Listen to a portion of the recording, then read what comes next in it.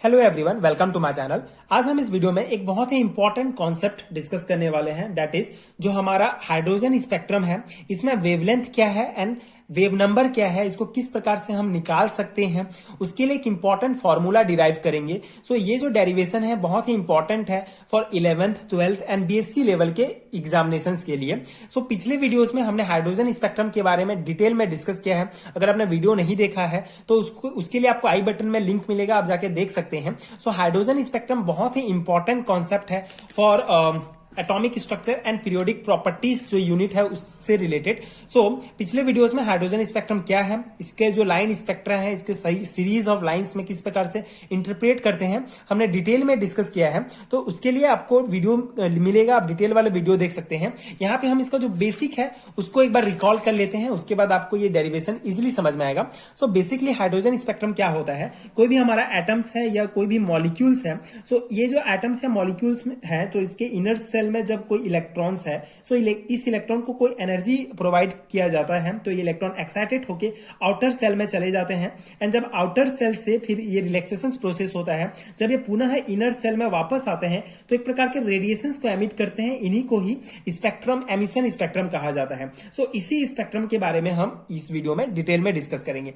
सो ये जो हमारा स्पेक्ट्रम होता है, इसका जो ये जो लेंथ, वेवलेंथ क्या होता है, वेवलेंथ बेसिकली ये जो एक वेव नंबर होगा, ये एक वेव हुआ, दूसरा, तीसरा, इस प्रकार से इसको वेव कहा जाता है। मतलब एक बार जो अप हुआ उसको वेव, उसके बाद ये एक वेव, ये एक वेव, इस प्रकार से इसको वेव कहा जाता है। तो जो दो वेव के बीच में, मतलब एक साइड में जब दो वेव हैं तो इसके बीच की जो दूरी को है वेवलेंथ कहा जाता है, इसकी लंबाई को वेवलेंथ कहा जाता है। सो ये जो कितने वेव नंबर है, कोई भी जैसे कोई भी हमारा हाइड्रोजन एटम है, इलेक्ट्रॉन्स से जो है एक प्रकार का रेडिएशन एमिट हुआ, तो उस रेडिएशन में कितना वेव नंबर है, उसका वेव लेंथ कितना है, उसको जो है निकालने के लिए एक इंपॉर्टेंट फॉर्मूला है। दैट इज ये हमारा फॉर्मूला है basically, the wavelength of the emission of radiation is related as. Basically ये जो हमारा वेव रेडिएशन है ये एक प्रकार का एनर्जी है, तो ये जो एनर्जी होता है ये wave number, wave length and जो हमारा फ्रीक्वेंसी है, इससे जो है बहुत ज्यादा जो है रिलेटेड होता है। सो ये जो हमारा वेवलेंथ कैसे निकाल सकते हैं, उसके लिए फॉर्मूला है 1/λ equal to RH 1/n1 square minus 1/n2 square. And ये जो हमारा वेव नंबर होता है ये बेसिकली दोनों एक दूसरे से इंटरकनेक्ट होते हैं। तो वेव नंबर जो न्यू बार है इक्वल टू 1/λ होता है। तो इसका जो भी फॉर्मूला है दैट इज सिंपल, सेम है दोनों का formula wave number and wave length निकालने के लिए। ये जो है वेव नंबर के लिए nu bar equal to RH 1/n1 square minus 1/n2 square. तो यहाँ पे ये जो हमारा ये तो हो गया वेव लेंथ, एंड ये जो R है ये है हमारा रीसबर्ग कांस्टेंट। सो रीसबर्ग कांस्टेंट का जो है फॉर्मूला होता है, ये H होता है, एटॉमिक नंबर होता है। तो R जो रीसबर्ग कांस्टेंट है, इसका जो मान होता है, ये अगर सेंटीमीटर इनवर्स में अगर हम देखें तो ये 109737। ओके, ये हमारा जो है सेंटीमीटर इनवर्स में जो है इसका मान होता है रीसबर्ग कांस्टेंट का। अगर मीटर इनवर्स में देखें तो ये 1.097 इंटू 10⁻7 इनवर्स मीटर होता है। तो ये दोनों जो आपको मान याद रखने हैं, मेनली आपको ये मीटर वाला ज्यादा यूजफुल होता है, 1.097 इंटू 10⁻7 इनवर्स मीटर। सो ये रीसबर्ग कांस्टेंट का मान होता है, और ये H हमारा एटॉमिक नंबर होगा, एंड ये N1 स्क्वायर जो होगा हमारा, जो ये हमारा N1 है, ये that is lower energy level, जो लोअर एनर्जी लेवल है उसको रिप्रेजेंट करता है। N2 जो है जो हायर एनर्जी लेवल है उसको रिप्रेजेंट करता है। तो ये पूरा फॉर्मूला का हमने डिटेल समझ लिया। आई होप आपको ये फॉर्मूला याद भी हो गया होगा।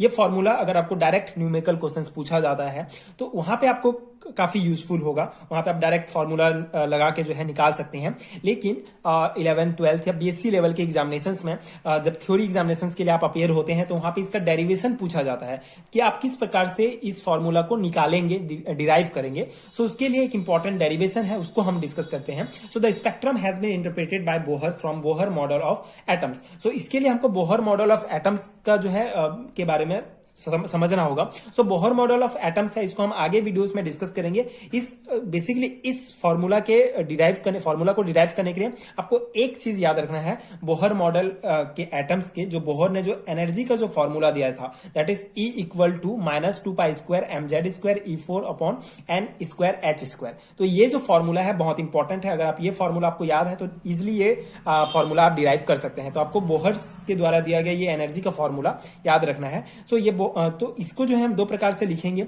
एक हमारा E1 के लिए जहां से इलेक्ट्रॉन वापस आ रहा है, मतलब N1, ओके, बेसिकली E1 जो है हमारा इलेक्ट्रॉन वापस आ रहा है, मतलब N1 पे जो लोअर से अपर से लोअर में आ रहा है। तो E1 के लिए फॉर्मूला को हम इस प्रकार लिखेंगे, ये माइनस फॉर्मूला आपको लगाना है इसमें, 2π² mz² E4 and upon n1² h²। इसी प्रकार E2 जो है हमारा, जो हम जहां से वापस आ रहा है, मतलब जो अपर सेल है N2, जो अपर सेल के लिए ये फॉर्मूला होगा -2π² mz² E4 upon n2² h²। Okay, सो ये फॉर्मूला हमारा बन गया। उसके बाद electron drop from N2 to N1, ठीक है। अगर अपर सेल से लोअर सेल में जब हमारा इलेक्ट्रॉन ड्रॉप हो रहा है तो उसके लिए हमारा जो एनर्जी डिफरेंस होगा उसको रिप्रेजेंट किया जाता है इस फॉर्मूला से, del E equal to E1 - E2। So E1 का मान यहाँ पे आप लिखेंगे E1 एंड E2, तो ये माइनस माइनस है तो ये प्लस हो जाएगा।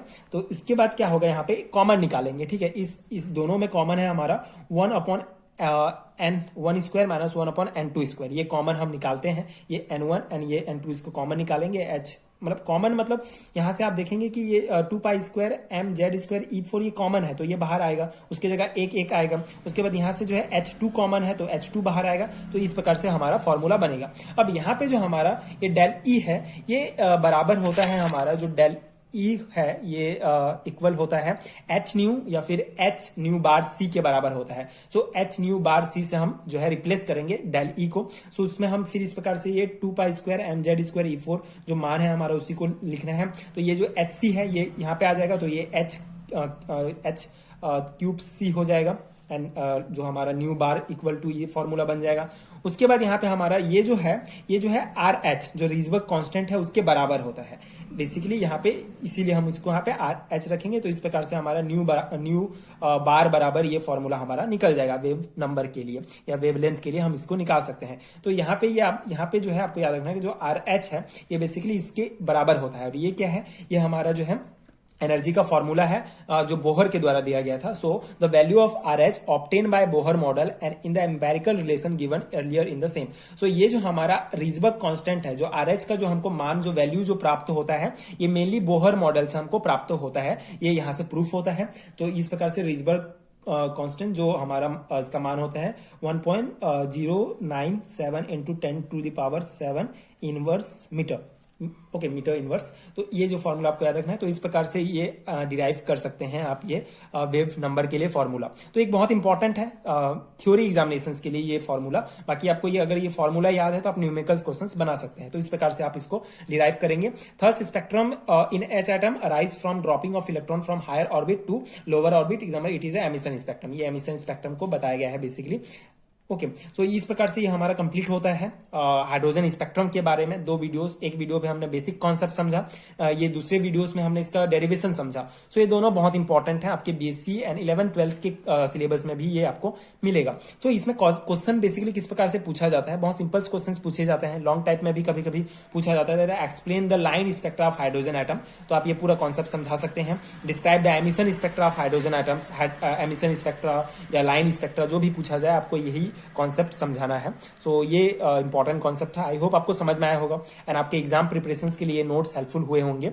एंड इसके अलावा अगर आपको ये जो इंपॉर्टेंट यूनिट है that is atomic structure and periodic properties, अगर इस यूनिट का कंप्लीट हैंडरिटन नोट्स चाहिए, इन सभी टॉपिक्स के अगर आपको नोट्स चाहिए, अगर आपके सिलेबस में ये टॉपिक्स हैं, सो उसके लिए आपको नीचे description box and comment section में आपको पीडीएफ स्टोर का लिंक मिलेगा, जहां से आप डायरेक्ट पीडीएफ ले सकते हैं, जो आपके एग्जाम प्रिपरेशन के लिए बहुत हेल्पफुल होंगे। सभी टॉपिक्स का डिटेल एक्सप्लेनेशन के साथ आपको नोट्स मिलेगा, हैंडरिटन नोट्स हैं, बहुत यूजफुल होगा आपके एग्जाम प्रिपरेशन के लिए। So if you find helpful, so please check out this PDF store. I am 100% sure that that this PDF is very useful for your exam preparations. So ये था इस topic का detail explanation hydrogen spectrum का। अगले video में हम de Broglie theory के बारे में डिटेल में डिस्कस करेंगे।